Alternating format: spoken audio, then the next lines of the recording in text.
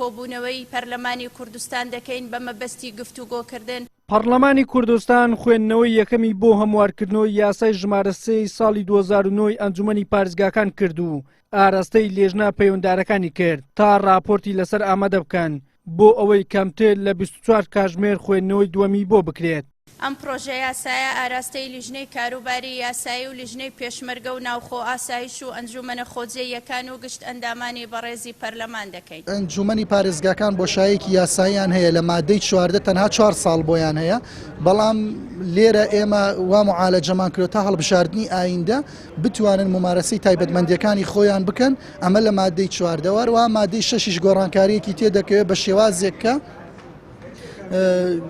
بتوانرێت کەسێک لە دەرەوەی ئەندامانی ئەنجومەنی محافەزە ببێتە پارێزگار بە دەنگی زۆرینەی ڕەهای ئەندامانی ئەنجومەن، واتە دوو گۆڕانکاری تێکراوە لە مادەی 6 لە مادەی 14. وەکو ئەوەی کە چۆن بڵێ تازە دەرچوو بێت یان ماوەکەیان بەسەر نەچوو بێت دەتوانن ممارەسەی تایبەتمەندیەکانی خۆیان بکەن. بەپێی پێشنیازی یاساکە ئەنجومەنی پارێزگاکانی هەرێمی کوردستان دەتوانن تا هەڵبژاردننی داهاتوو لە کارکردن بەردەوام بن، بەڵام ئەو مادەیە ڕاجیاوازی لەسەر دروست بووە. هەریەکە لە فراکسیۆنەکانی کۆمەڵ و نەوەی نوێ داوا دەکەن کاتێکی دیاریکرا و دەستنیشان بکرێت.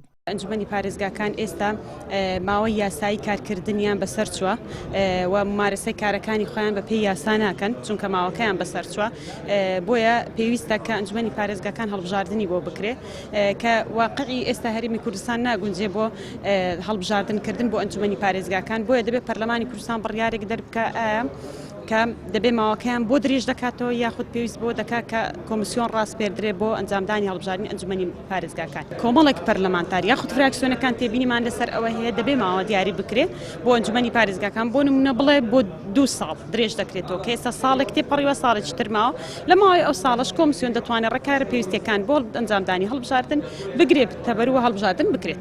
هەموارکردنەوەی یاسای ژمارە 3 ساڵی 2009 ئەنجومەنی پارێزگاکان لە کاتێکدایە نزیکەی ساڵێکە ماوەی یاسای ئەنجومەنی پارێزگاکانی هەرێم تەواو بووە و لە بۆشایی یاساییدانا ناتوانن هیچ بڕیارێک دەربکەن.